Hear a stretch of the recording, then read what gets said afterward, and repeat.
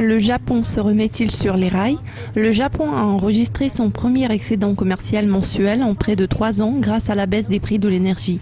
Je suis Monica Gibson et voici la revue de presse. Les données commerciales japonaises de mars ont montré un excédent de 229,3 milliards de yens, ce qui représente un rebond bien en dessus de 50 milliards de yens anticipés, en enregistrant le premier excédent en 33 mois. Les exportations ont progressé de 8,5% en phase avec les attentes et les importations ont reculé de 14,5% en dépassant la chute anticipée de 12,8%. Le Nikkei 225 a gagné 0,88% après une petite pause suite aux chiffres du commerce solide, tandis que le Shanghai Composite a grimpé d'1,78% en attendant une politique monétaire plus souple de la Banque populaire de Chine.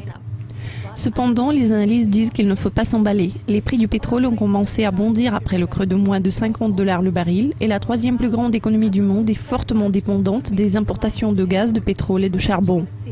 Marcel Talian de Capital Economics a déclaré dans un commentaire « En plus, nous nous attendons à un affaiblissement continu du yen dans les prochains mois, ce qui devrait augmenter le coût des importations de plus de la valeur des exportations libellées en yens.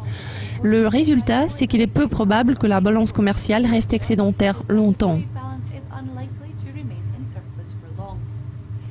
Ces données ont été publiées après l'évaluation rigide d'Economics faite par l'ECBC. Le secrétaire général Angel Gurry a récemment déclaré que la politique monétaire et budgétaire expansionniste du Japon ainsi que la réforme structurelle ont porté leurs fruits et ont abouti au rebond du PIB après une étape dure mais nécessaire en 2014, notamment la hausse de la taxe sur la consommation, et c'est un combat de longue haleine pour le pays.